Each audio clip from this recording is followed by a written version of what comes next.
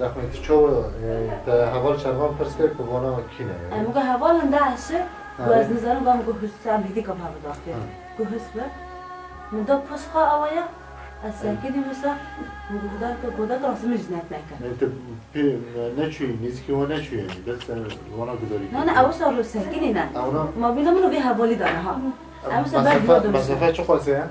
خدا دمترو 3 متر 4 متر أصل بال أول أقول نستمع أنا شهر بني أول شيء بيانا أول شيء بلا سكور نسبة أول من نابي أما زمان بس أول كتب المال ده لو أول ناس ناقة لا دورة تقوزم ما يزاي بقى هبال هنينة أما وين راحت حركات ده ما راحت حركات كان نقول هيك هبال لنا شو ما راحت حركات ده مثلا كان دعت في إخوة بقى بس ما فرق كي بدنا ناس كنا واني قندر وصار حركات ده نزانه مقول هبال ما جي قلت الله أكبر قال لكم فين كانت ذات الدعشة لا ترى ماكر ولا عاطل كريستيان أكتر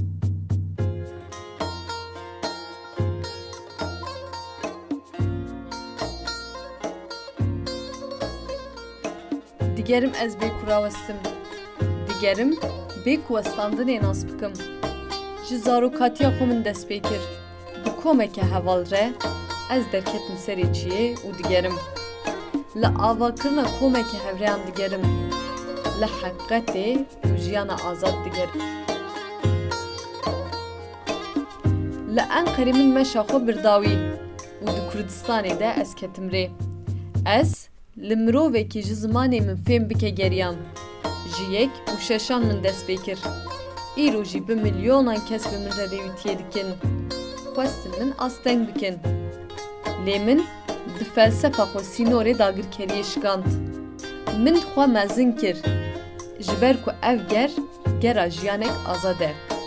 Gera felsefa apogeriye. Gera rêber apoye. Şehîd Arîn Mîrkan.